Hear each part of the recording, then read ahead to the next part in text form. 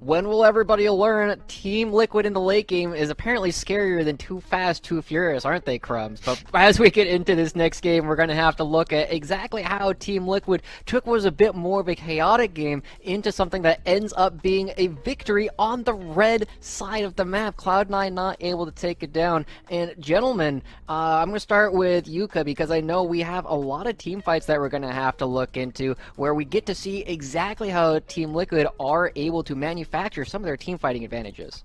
And I know we're jumping a little bit further into the game, but this one just stuck out so much to me because TL did two really good things. One, manipulating terrain. I know the shockwave doesn't connect, but look at how they fight C9 to the choke and then split them up. So it's now a 3v2 with Darshan and King never able to truly get involved in the fight. When they take a fight like that in the river, it gives them the ability to retreat freely, to split C9 up as they took the fight in the choke, and that's why they win this team fight for free, and something that we see ring true later in the game, but the other team fight that we're going to take a peek at later.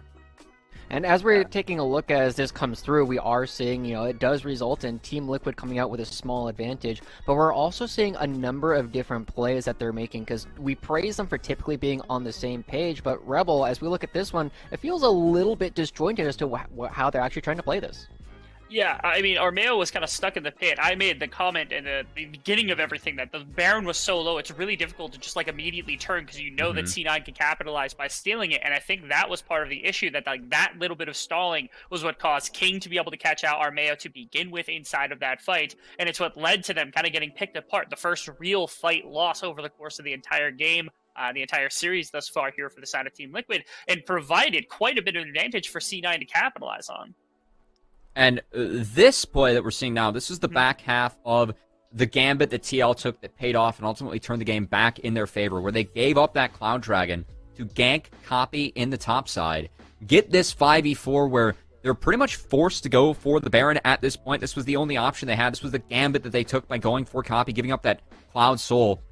And it pays off as, once again, Jenkins with the Gnar splits up the team fight, right? Knocks two members away. King on the poke. Varus is getting as much work done as he can, but it's just not enough in the end as TL. They are able to successfully kite things out, able to successfully reset, and able to successfully stall the game out for that Elder Dragon. They were able to take the game-winning fight. Despite being down a fair amount, they took something from their 100 Thieves matchup because the heist was successful to steal that Baron away. It's what kind of drove them back into this one as they were able to fix their lanes. They got their top lane inhibitor back during this process. They got their gold even during this process. And now all of a sudden, you are at a 40-minute mark against a Team Liquid Academy team that is often extremely well touted for their team fighting. That gets to show up yet again in this process. Oh, look how so easily beautiful. they're able to dispatch not only Darshan, but then Armeo is able to cause quite a bit of disruption and able to get out Hey through the back of the fight. Jenkins then takes over kind of the frontline responsibility as member by member here on the side of C9 gets brought down by the damage of Jhin, who traditionally not really considered one of the best team fighting ADCs, but when he's got 4 full items, he can crit people for 1,000 health, one target at a time, the team fight ends up falling. Even though King tries to pull some heroics here, it's just all too easy for Team Liquid to be able to get down this Elder Dragon, and it's kind of what cements them in the end of the game as being able to win. And like I said, look at the arrow that comes out from King trying to pull something, but it's just not enough to be able to carry his team. And I want to pound out a couple of things throughout these last couple of replays because we have to notice that, Harry had a couple of one-man or even missed ultimates entirely, and we saw in that last team fight, Jenkins just whiffed the Gnar ultimate entirely, didn't even get the Banshee's Veil off of Copy, and they're still winning these fights anyway, right? They're so strong in how they're moving around the map, and I think it's really a testament, Cubby, to how well we've been seeing these teams play so late into the game because they continuously fulfill everything they need to around terrain and around the way that they move around the map. Yeah, even that ultimate not connecting from Jenkins in that last fight, he still zoned out Copy, who was about to go sicko mode on Ryze if he was ever able to actually get into a team fight and pump out all the DPS that Ryze is able to do. But just TL's ability to take these champions that always have zone control and play around them, I think that's really been the story for me in these first two games, is they've been sticking with their front-to-back team fighting, sticking to their guns that we've seen them be successful with throughout the season, and that's what's gotten them this 2-0 lead in this best-of-5 for Academy Finals. One of my favorite things also is because we keep landing in these 5-on-5s in our laps, and we're getting into the later stages for both Team Liquid and C9. We're getting to see a lot more of like this old school marksman v marksman bot lane like duel between the two. And yes, it's like lethality versus Jhin in that last game, which is really cool. It's still awesome to see that these two are trying to be ingenuitive, trying to carry their teams on their backs as much as possible. It's unlikely that we end up getting like a Jinx versus like something that would also carry on the opposite side, like we would have gotten in the previous years or something along those lines. But it's really nice to see that these two marksmen are trying to step up for their team today. We didn't get to highlight them too much in the prayer game, but really I think these two, Yawn and King, are two of, if not just like absolutely the two best ADCs we've had in Academy all split. I mean, we have a lot of competition that they're going to have to go up against. I know how much you guys were talking up Luger as well, but unfortunately for him, he was knocked out by Team Liquid in the last series that we saw.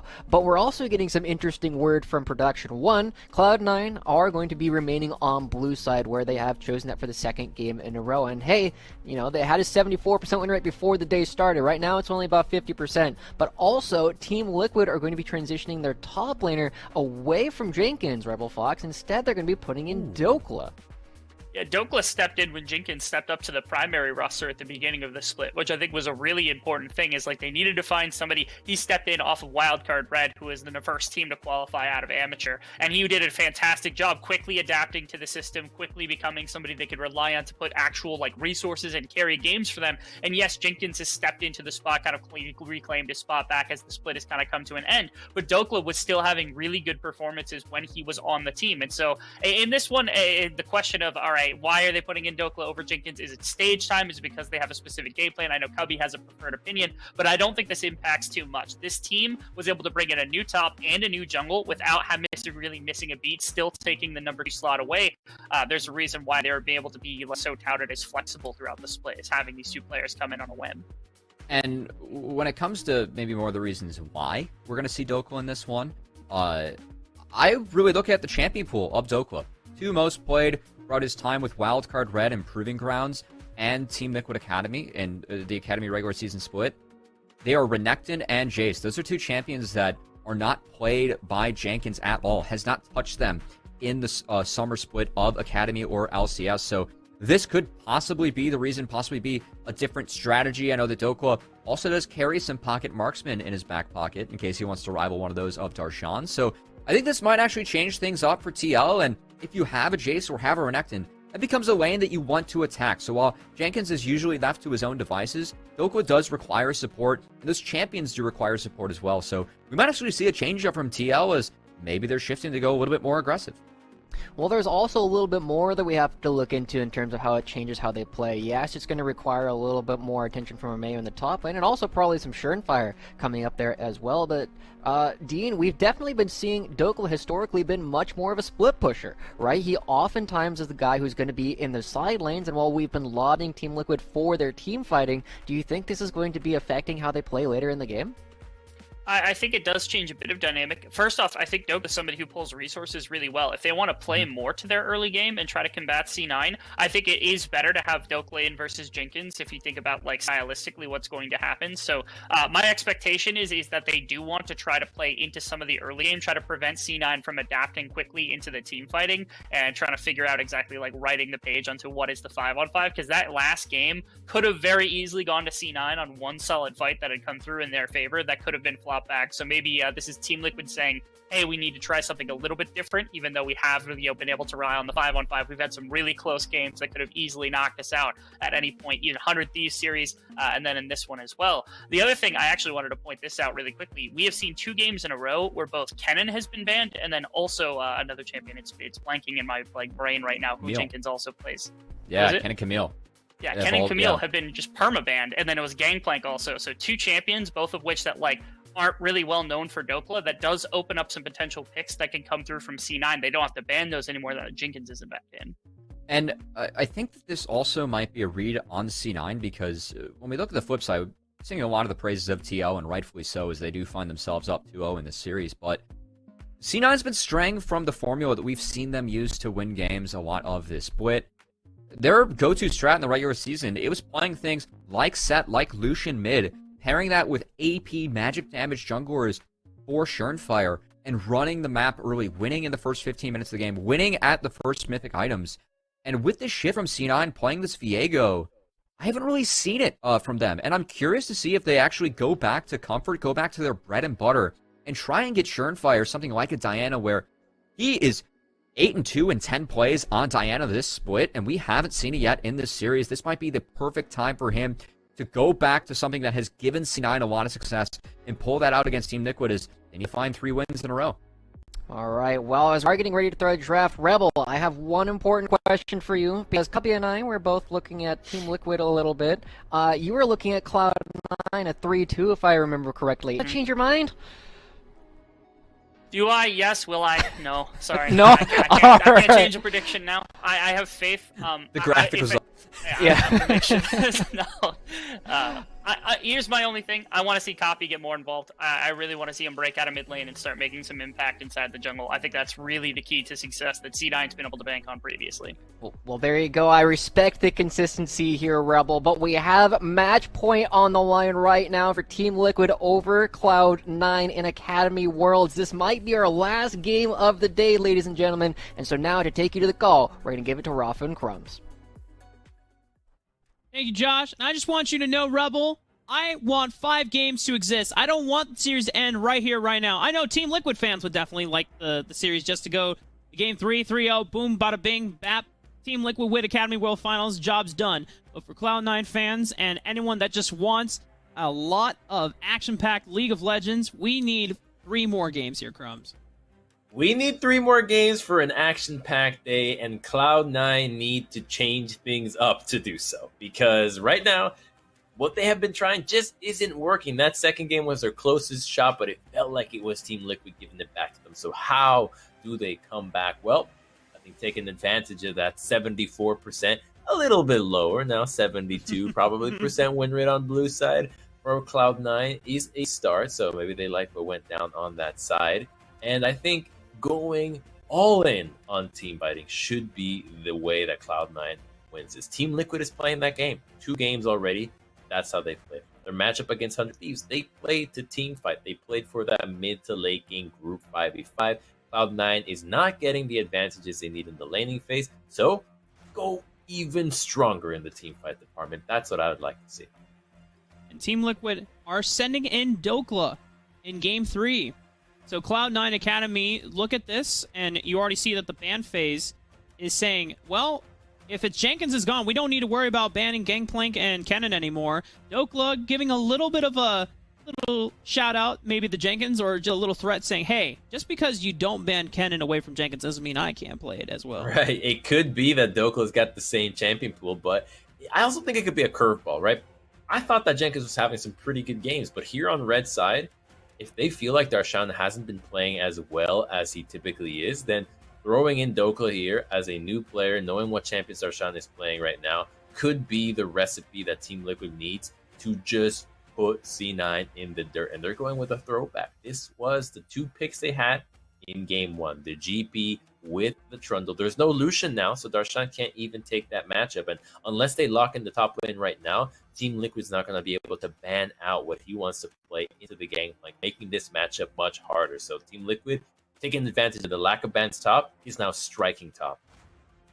You know, the funny thing is, as hold that thought, as Cloud9 have listened to the prayers of Cubby, as Surenfire going back to comfort. The Diana has been locked in. Let's see if Cloud9 continue following up later in the draft and putting Copy with a physical damage mid laner. Lucian has already been banned, but things like the set could be the play. And a Jace for Darshan to match up against Dokla's Gangplank will be key for Cloud9 to try and snowball the early game. We see this matchup many times. It is not easy to play Jace into Gangplank, all right? Gangplank can answer back against normal melee champions. They don't have a way to trade against the Jace, but GP has higher sustain with his grasp and can shoot you down. And when you jump in, well, he's got the trial by fire as well. So gonna have to be a skill expression in the top lane to see how this one plays out. And we know that our male will have no problem sacrificing his jungle to help out the Gangplank. So I am going to be favoring Dokla here, but Darshan throwing the gauntlet, taking the Jace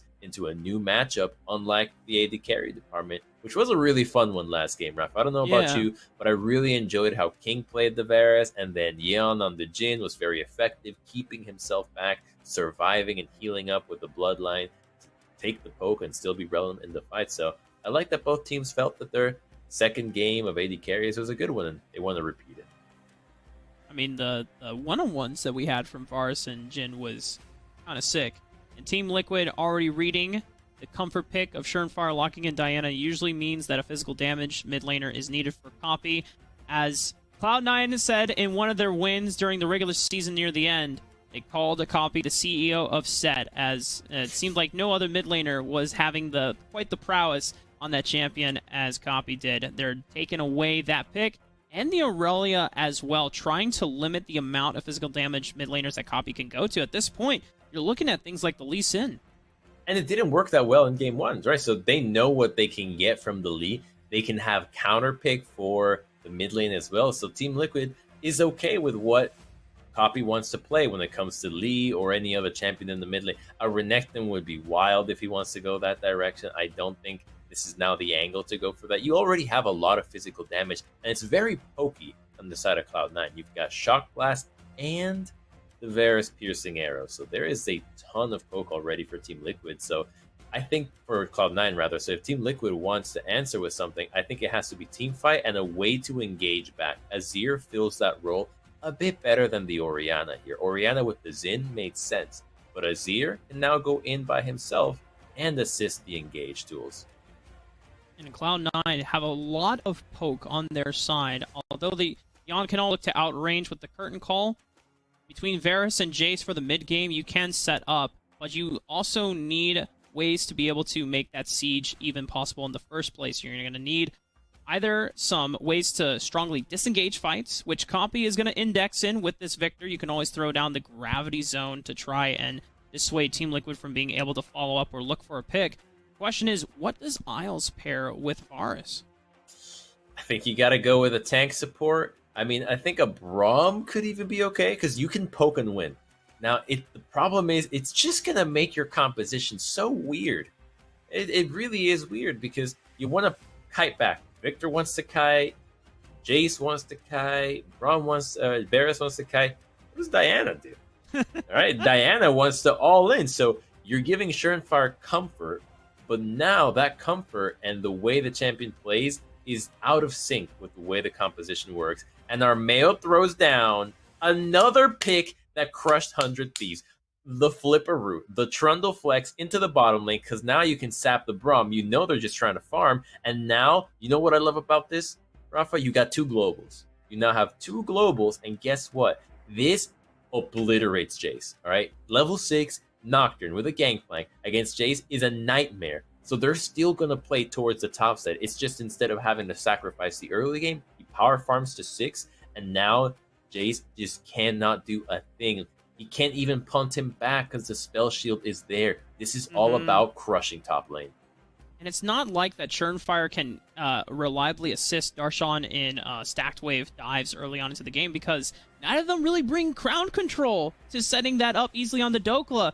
So Shermfire and Darshan are going to have their work cut out for them if they want to really accelerate this Jace, because Shermfire wants to get to level 6 so he can have access to Moonfall, which then sets up Armeo to easily say, okay, you know what? There's not going to be that much pressure towards the top side of the map. I can power farm to level 6 just as safely as well. And then anytime that Shermfire wants to look for something, the counter gate potential from Armeo is also just as powerful. And for Team Liquid Academy, we are looking at a state, Crumbs, once again, where Cloud9, this composition that they've set up and they've gone for, I mean, the idea is there, but the responses that Team Liquid already have just from draft are already daunting enough. It's going to come down to execution, and if Cloud9 have the will to persevere and bring us to a game 4.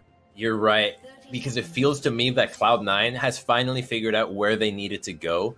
Index a little bit harder to the carries into the top, comfort for mid, AD carry in the bot lane, and now Team Liquid, knowing that this plan is coming, feels like they've one-upped them.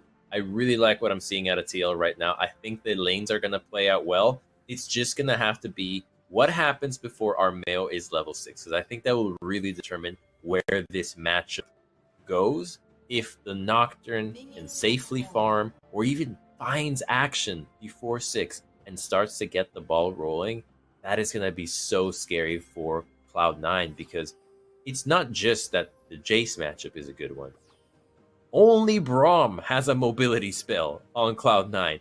A Fed Nocturne is a nightmare for everybody on this composition. So our Mayo's last pick Nocturne pivot is set up for success because if he gets rolling, 4 champions are easy, viable targets for him to either solo kill or team up with his squad to burn them down. There's a Nocturne with a Gangplank ultimate, there's an Azir that can follow up, and the Jhin to assist from the backline. So this Nocturne, I'm really liking it, and Armeo has delivered before when it came to match point, and I think he can do it here again.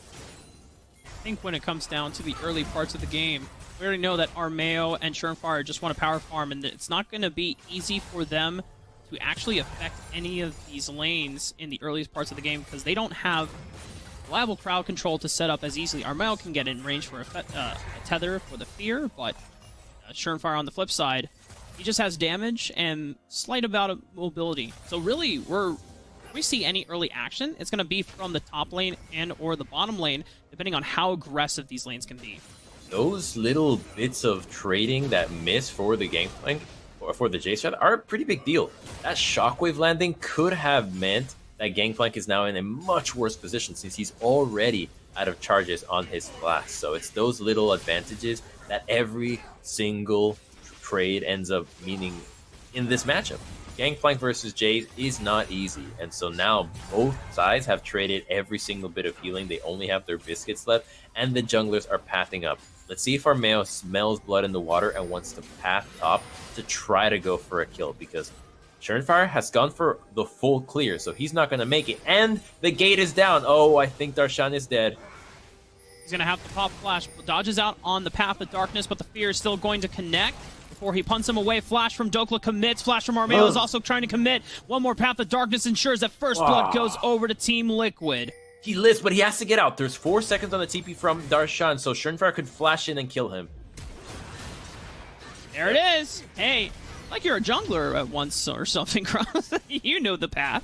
Yeah, once he commits so much, and I think Armeo just needed a flash instantly, and he didn't time his... Wait a minute. Oh, copy. Nice. Now, we didn't get a chance to talk about this, Crumbs, but because Team Liquid's bottom lane in Yon and Ayla were able to get the first shove down onto against King and Isles, Yon got a recall in, able to pick up the Vamp Scepter, and Ayla had a chance to roam on the map. Didn't necessarily was needed for the top lane gank, but being able to be a nuisance in Copy's side ensures that Harry is pushing out this lane and forces the teleport from Copy in the mid. Okay, there's a big wave, so I think Harry can safely clear this and then recall as well. But I'm still curious to see what happens into the top side of the map now. Looks like we're not going to get a dive. So the key here was, 1, the gank happens because Darshan burned his gate. But Armeo does not use the spell shield at the right time. The jump would not have mattered. What matters is the knockback. And that would have made a difference. Another key thing was how Darshan ends up dodging out of the queue. I think Surenfire does a really good job in taking this kill, knowing that it had to be done. The Jace is not guaranteed to get that. He wouldn't have had a good angle to actually hit the shock bus, so he needed to go for that. But now the Jace has no flash. There's still an angle top. He's so low and the wave is crashing. Ayla has double summoners. Darshan just has to back up. But notice how Dokla just moves forward a little bit, and that's the angle that, just in a 1v1, Darshan doesn't even want to get hit by that. So by the simple act of moving forward, it pushes Darshan back, and that means that Ayla does not have a gank. Once again, though, Ayla and Yon being able to get that first shove in allows not only the support for Team Liquid, but also AD carry. And Yon using the Deadly Flourish to force the flash out of Copy, his former teammate from 100 Thieves next. There's been a lot of opportunities that Team Liquid have been able to exert on the map just because they're getting the first shove in. And even though King has to be staying in the lane to make sure that he's picking up gold and experience, Isles has not been able to match the same type of pressure. You know, this one thing I love about Jhin, which is his ability to influence mid, but I think Dokla is dead. Yep. No flash. He's hunting away the barrels, and that's an easy pickup for Cloud9.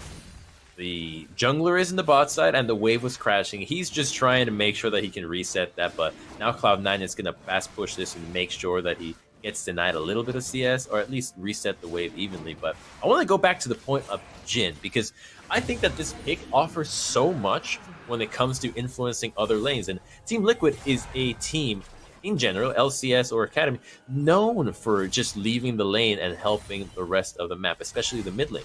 Well, the support loves to do it, but Jhin is by far the best AD carry at leaving lane and helping mid lane. He doesn't even need to go to mid lane. He can go halfway up the river and hits a deadly flourish to set up a kill with his mid laner or jungler, like we just saw an attempt from Yeon, Harry, and Armeo. So this is what Jhin can offer that is often so difficult to remember. You don't just have to call out the support Mia, the jungle Mia, the mid Mia, but now the AD carry is also very relevant to setting up kills. So many people coming up to the mid lane party. Not to say that Copy isn't a nice guy, but I'm sure he was not expecting so many guests to come and infiltrate his laning phase. Now that has helped net Harry a decent CS lead in this lane at the moment, 65 to 53. Darshan, despite the early kill going over to Armeo, he's still trying to put the pain down on Dougla in this lane. It hurts. It really hurts. And he wants to take these trades because he has a Vamp Scepter. So he's okay having a wave that he can constantly auto-attack to heal a little bit back up. And Dougla has done the best he can, setting up barrels so that he can at least combo. But this is not the first time we've panned to him in this Gangplank matchup where he's not able to connect these barrels. They're really important for him to actually push the wave back and stay in relative health to Darshan. So far, it's going pretty well for the Jace, but Gangplank always has that global threat, and the Nocturne can still influence this matchup. So Darshan is not out of the clear just yet. Armeo, it hit level 6. Surenfire is one level above Armeo, though. Both Paranoia and Moonfall are available. Ayla, having helped Jan with the shove, is here on the top side of the map, but Isles, for the first time, is able to match that roam, and they're trying to pressure Armeo in his jungle. If you attack the global, he can't use the Paranoia onto the other lane as they've routed off Ayla. Looks like they're going to follow up with the Paranoia, but it might be too late. Surenfire is able to get out alive. Curtain Call follows up as well, but doesn't net a return kill as King comes in, forcing the flash out of Harry with the Chain of Corruption. Really good flash out of Harry. I thought he was entirely distracted by the action that went down in the Raptor camp, but instead still finds the time to flash away. And Cloud9 strikes gold. That is a big deal. That's going to be the Rift Herald, a kill, and pressure to the top side. They could even turn into a dive on Dougla. And Dougla has flashed this time, but Darshan also has it to follow up as well. Poppy taking the time after Harry was pushed out. He just solo kills Armeo! You can't do that! You got Smite, you got Flash, you got Spell Shield, doesn't proc anything. That's a free kill for Copy. That is so much for Cloud9. That was a big whoopsie.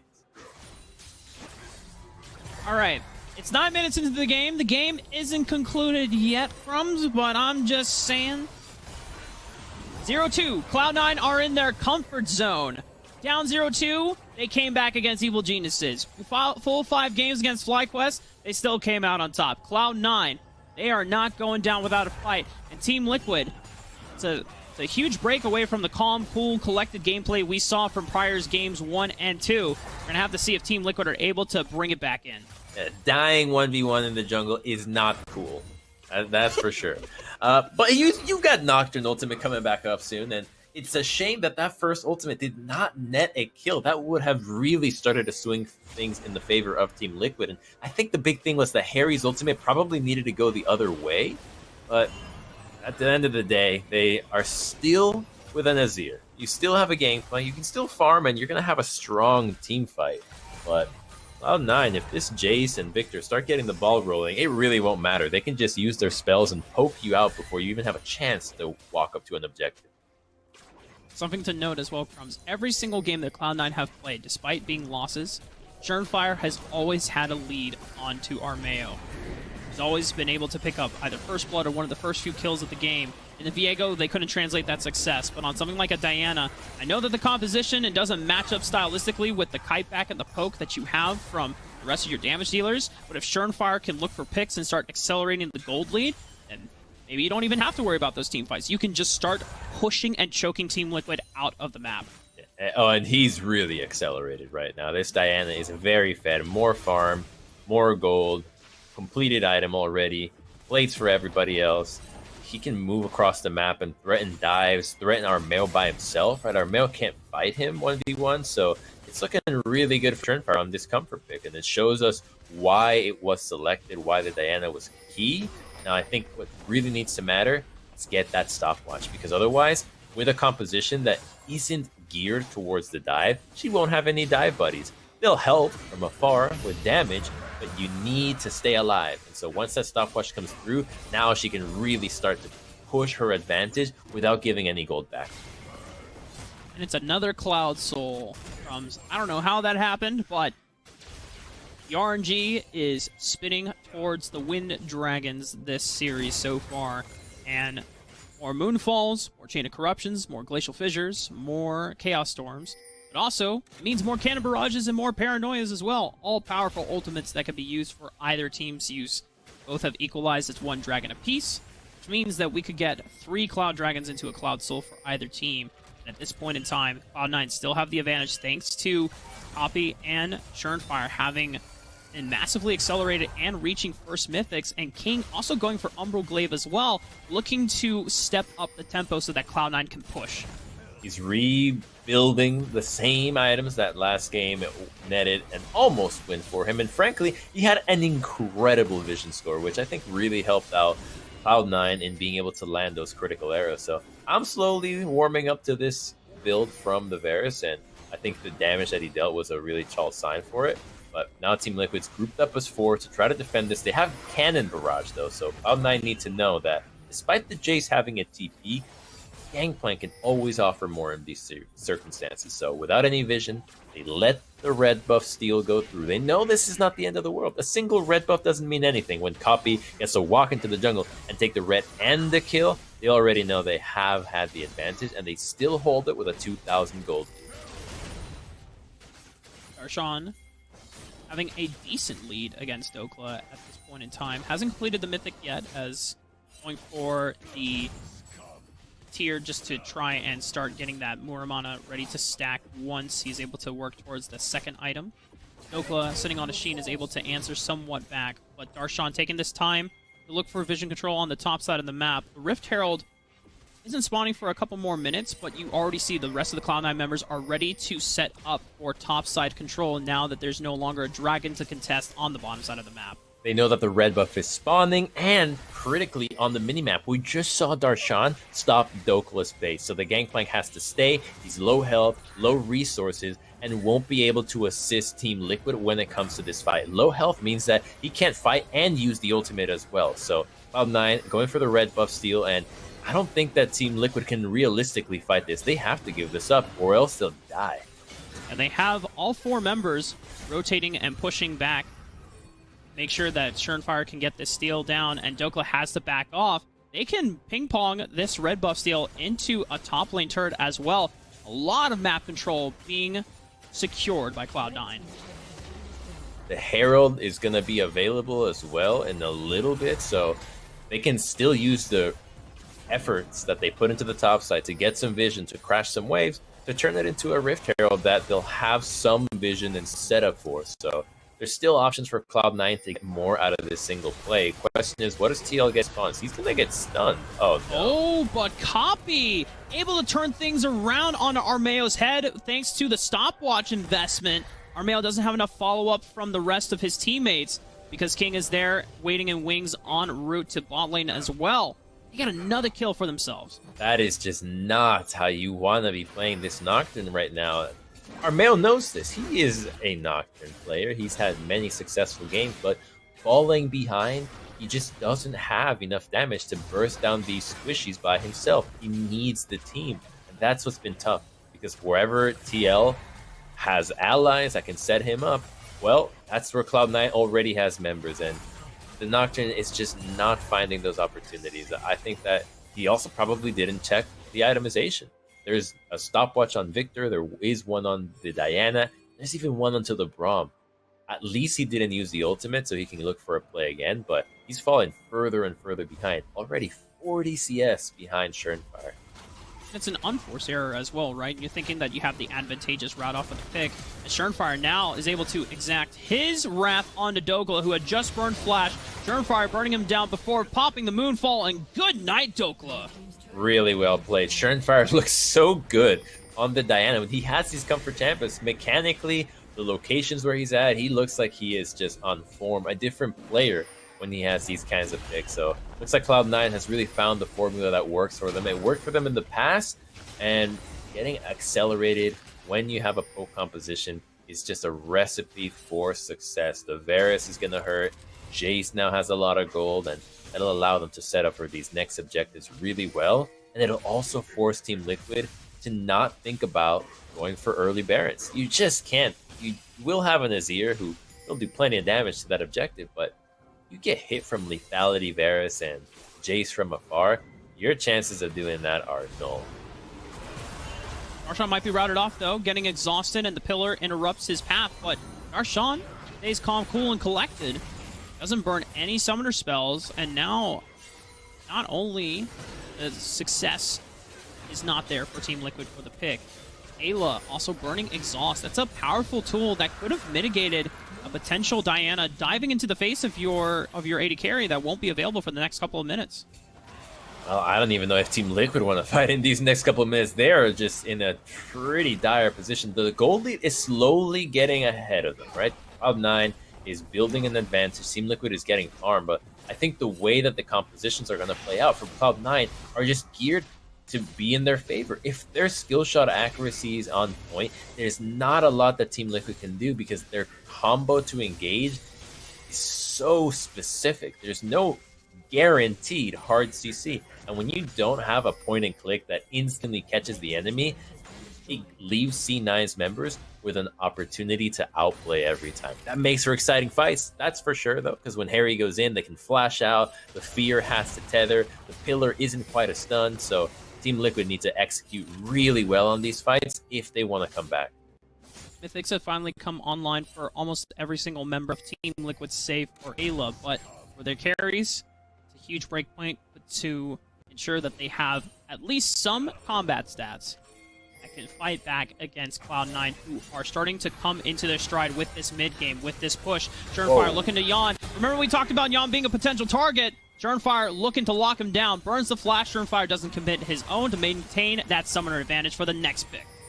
He had to flash that because King will still have an arrow to offer the critical blow at the very end. Ooh. Oh, whoa. Chain of Corruption's missed, but Armeo now says it's time to go for the re-engage. Fire getting critically low here. Last curtain call, but pops the stopwatch to avoid the last bullet. Deadly Flourish doesn't land either. Cloud9 able to maintain numbers here against Team Liquid despite a potential re-engage. They get the stopwatch, they get the flash, except I think Diana is about to have the Hourglass, so she'll be able to go for that kind of play in the next instance as well. They're looking for Darshan. Nice flash. Ooh, flash for flash. Harry onto Darshan, looking for the Shurima Shuffle, but Darshan keeps himself alive to maintain the split push. The next objective that is spawning is Baron. Neither team is really in a position to look to burn it, and Copy is actually chasing out Armeo. Still has flash. He's not going to die anytime soon. But you see what I'm saying about these team fights? It gives Cloud9 every opportunity to outplay it, and they have. When Nocturne goes in, flash away. Azir, flash, Shurima Shuffle, flash away. As long as you have these cooldowns available, you can get out of Team Liquid's trap, and so Cloud9 knows this, and you can almost always flash out of these spells when you're prepared for it. When you're thinking that you have to do it, you're just waiting for the animation for Team Liquid, and they've done so. And dodging out already on those two critical moves from Team Liquid, not giving any gold back, is pretty big because it keeps their gold lead slowly building. It's still at 3,000, but now the poke is starting to get real, and the vision will shut off. Last game, King, I think, had the highest vision score in this game for an AD carry. It's the Umbral Glaive. Right now, he has 49. Look at Jin's. It's 11. It's such a stark contrast, and it really helps the team, and it hurts Team Liquid's chances of finding the picks that they want, because they just don't see where Cloud9 is. And for Cloud9, it makes sure that their picks always can stick, or at least have a high chance of blowing summoners if they don't get the kill. Always being able to keep Team Liquid in the dark, shrouded in darkness, has been given a huge advantage over to the side of Cloud9 this game. Copy, even though he is overextended in this top lane, knows that he has enough defensive tools and summoner spells to be able to get out of harm's way. Zhonya's Hourglass being completed for both him and Surenfire now give them the reliable survivability that they need whenever they are engaged upon or go for their picks in the future. Brutal. Those items are really powerful because now Diana can be a pseudo tank. Same thing with Copy. And at the beginning of the game, yeah, Nocturne great against these champions. They don't have a lot of mobility. You can snowball against them. But when you fall behind and they have stopwatches, they're really not viable targets anymore. Because you don't have the damage to kill them through the armor. And if you somehow get to catch them, they get to Zhonya's through the fear. So they're actually surviving the point where you're trying to deal the most damage to them. So that means that our Mayo will really only have 2 targets to go after, Varus and Darshan. And those guys are just staying so far away or constantly next to the teammates that our Mayo just doesn't have good targets to go for. And a Nocturne that's not snowballing is not a scary nightmare. Can't really kill anyone when you don't have the stats as soon as you lock them down with Paranoia. 4th dragon of the game has spawned. It would be Cloud9's 3rd if they secure it and would put them at soul point. Still a 4,000 gold lead in favor of Cloud9. Game hasn't been blown wide open yet. Still hope for Team Liquid, but Cloud9 are not going to let this go away that easily. 2,000 on the Dragon. Surenfire goes in, steals it right under the nose of our Mayo. He's going to pop the Zhonya's Hourglass as the Curtain Call and the Cannon Barrage are buying a lot of space. Looks like Surenfire will eventually go down. Doesn't get a chance to pop the Moonfall, but King answers back with a beautiful snipe. Takes out Dokla. Our Mayo burning from the Liandry's Torment will not fall. Copy, looking for a cheeky Death Laser over the wall. He gets it. You can't recall right there. The poke range from Cloud9 is still relevant. That was so greedy from our Mayo, and he's having an off game in this Nocturne. Losing out on the Smite fight as well. Surenfire happy to trade his life for that because now his team is at soul point. The gold lead is starting to build. The objective advantage is huge, and Team Liquid needed to do this because they are going to lose the poke warp when Jace hasn't even been here. They already were behind. Surenfire went in, and that's why he dies, because he got the smite and died for it. But the arrows from King are so devastating, and he's just not afraid at all of a Trundle. This isn't like your regular tank support, a Nautilus, a Leona in your face, or even an Alistar. It's a Trundle. If he has no pillar and he's not attacking you, you're totally fine. So he just kills Dokla while Isla can do nothing but watch. Yeah, the usefulness of Trundle at this point in the game can always be a little concerning, as you can always walk up and try to subjugate a tank and just stab stats and be a giant meatball, but if you're not able to find successful pillars to set up for these plays for Team Liquid to be able to follow up on, and that's really all you are, just Crumbs. You're just kind of throwing your body in front of people to try and absorb damage as much as you can, but Cloud9, they're going to get a lot more utility and a lot more mileage out of something like the Braum, who can block damage with the Unbreakable, can set up for plays with the Glacial Fissure, and it can always threaten with concussive blow stacks. When I think of Trundle support, and I'm in Champ Select, I don't think of Trundle's face. I think of the icon for Pillar. I think this is the champion you have selected. I have selected Pillar of Filth as my champion, and this is all I will do. Perhaps a Subjugate will come out, but for the most part, Gangplank is dead again. Oh my gosh, Dokla is routed off, and Darshan's gonna try to cut him off.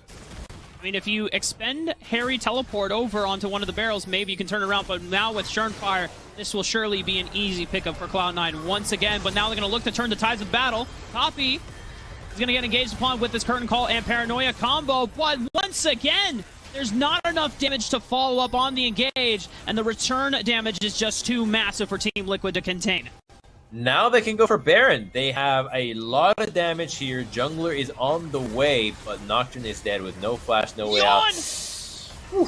That was a lot of damage, both from King. Harry looking for the re-engage, is just going for a shuffle, but just punts him back.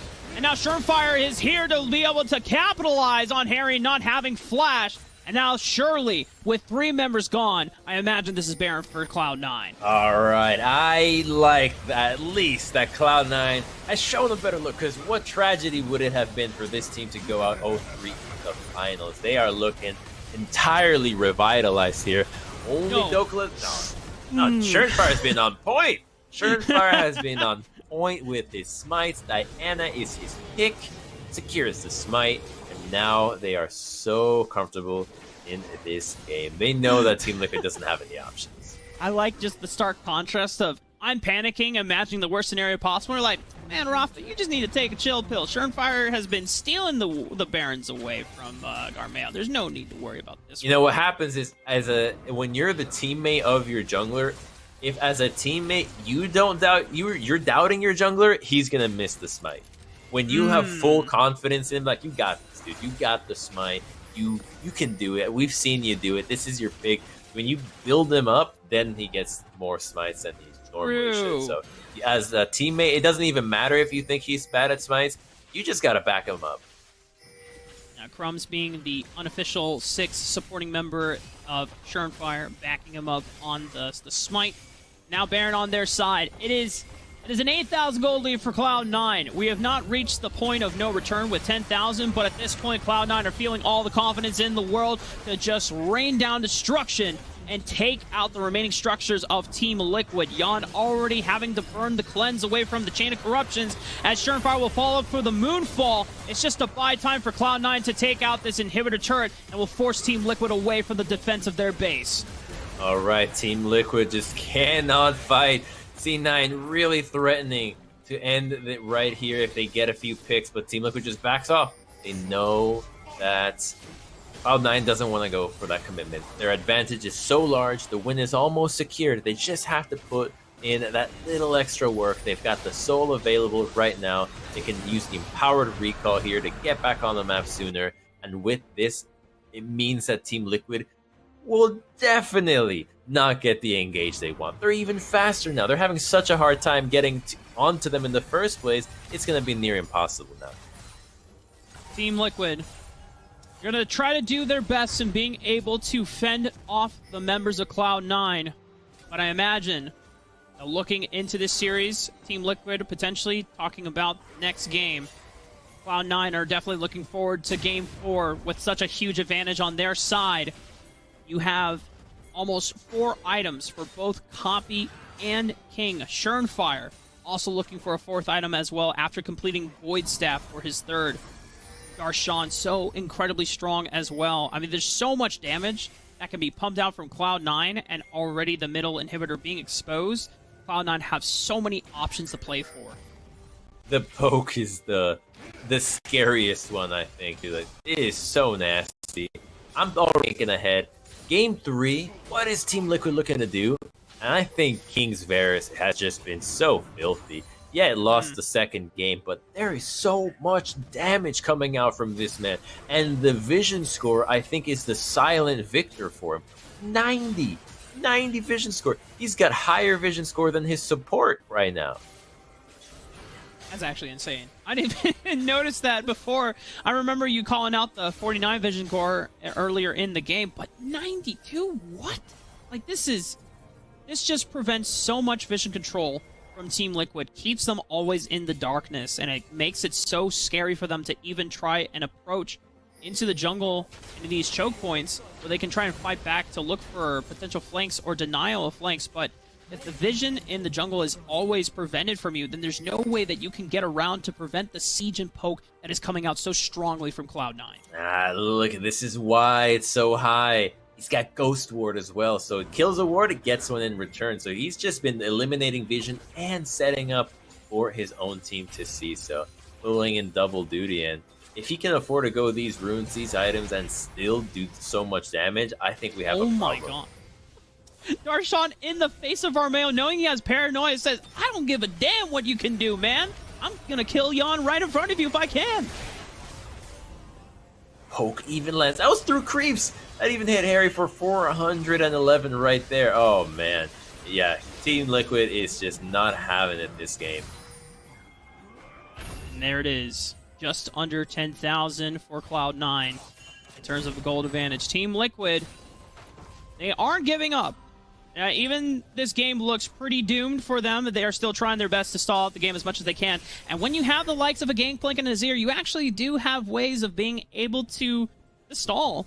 You have probably some of the best wave clear champions in the game to try and buy time for you and hopefully look for an Elder Flip that is always the late game win con when all else fails. If you're able to somehow steal it away or get the Elder Dragon before Cloud9, then you might be able to turn things around. But I imagine that Cloud9 are not going to even let that opportunity be available for Team Liquid.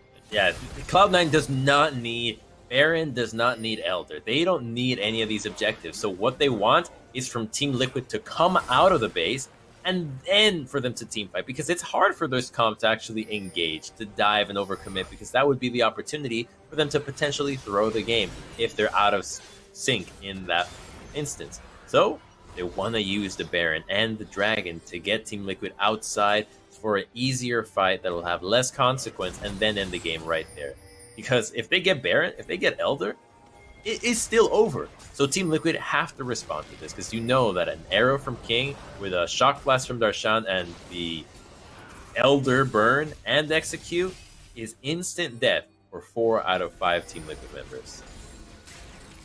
Cloud9 trying to fight back the vision control that Team Liquid were able to sweep out while Cloud9 were on the resets in this top jungle. Now they're going to be able to, once again, choke out the lights for Team Liquid. Considering that Armeo is on the Nocturne and they're the ones that they have the ability to turn off the lights, it has been looking pretty bright for Cloud9's chances to win this Game 3 and move on to a Game 4.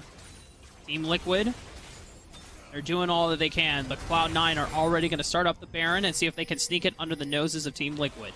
Alright, Armeo just gets spotted out. They're going to try to kill him. He can always ult and flash out if he really wants to go for it. Darshan has found him.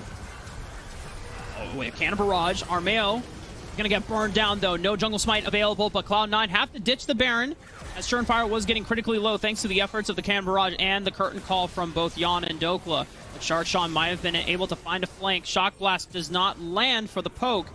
Cloud9, Surnfire been able to spell vamp off of the camps in his top jungle, going right back into the Baron. No smite available for Team Liquid. They're not going to even try.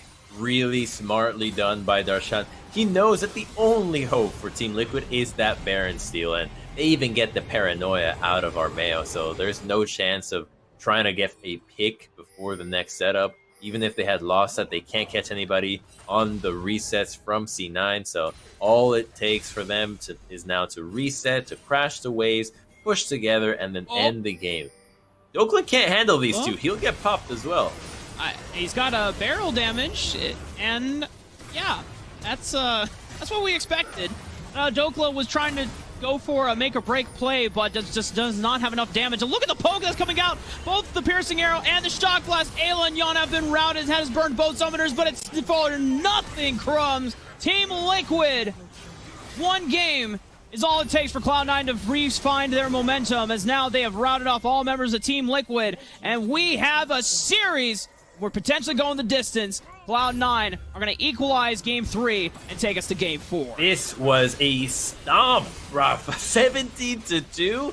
Ever since Cloud9 got the return kill top, this has been their entire game. There was nothing that Team Liquid was able to amount for in this game. Armeo got crushed. He got that single kill, died, and there was just no other lane that was winning. I think this one was one where Cloud9 saw what happened in the first few drafts, played it better, and just ran away with it, while Team Liquid kind of big-brained themselves. Didn't want to take the Trundle into the jungle, put the Nocturne in there. I thought there was potential to the Nocturne, but it needed to snowball. It absolutely needed to stay ahead. It found the right kill, but then trading back and falling behind further meant that if you put all your eggs in the Nocturne basket, if that basket tips over, you got no eggs anymore. There's no food on the table for this game. And it's not like the paranoia didn't have any use for the Team Liquid for the rest of the game, but considering how pivotal Armeo has been to the squad, when he's doing well, the rest of the squad was doing well in games 1 and 2. The Trundle pick just working out so well, and then also the Xin Zhao being able to initiate the engages when Team Liquid were finally in the driver's seat after playing such a reserved and calculated early game. This was a far contrast from that, and Cloud9, for the first time in the series, have found their footing. I called it out earlier on the cast, Crumbs. Cloud9 being down 0-2, this is their comfort zone. Now, it doesn't mean that Team Liquid don't have what it takes to be able to just say, all right, you know what, it was a bad game, let's brush off the mistakes, let's just go into game 4 and clean it up. But I mean, hey, Cloud9 with the momentum on their side, this is where things can get really interesting. They have a lot to learn from these few matches. And I think the one thing that I really wonder now, because Cloud9, if they get the momentum back, well, is Team Liquid shook? Because where's Jenkins in this situation? I didn't think Doko had a very good game. I thought Jenkins was playing a bit better, so it is a suspicious substitution. But Jenkins, I think, is drawing a lot of bans, right? Is drawing a lot of attention that is freeing up the rest of the squad. I don't think the Trundle would have been such an issue that they needed to flex it had Jenkins been in there. So I just don't know what Team Liquid's game plan is thus far, because the times where you substitute somebody in match point, they're always going to be under a magnifying glass. You need to look at their performance because it's in question why the move was made. And so I, right now, do not have the answers to why it happened. And there's only so much that we can kind of inspect and just take away from what we see on screen. We don't know what's happening behind the scenes. For whatever reason, the swap did not necessarily work out the best interest for Team Liquid, but you know, for Cloud9, the Game 3 performance, with or without, was a blessing for them, as it is huge for the morale of the Cloud9 members who are looking to bring this back to a full 5-game series. We'll be back with the analyst desk from Joshi, Cubby, and Rebel Fox to see if they can break down what worked so well for Cloud9.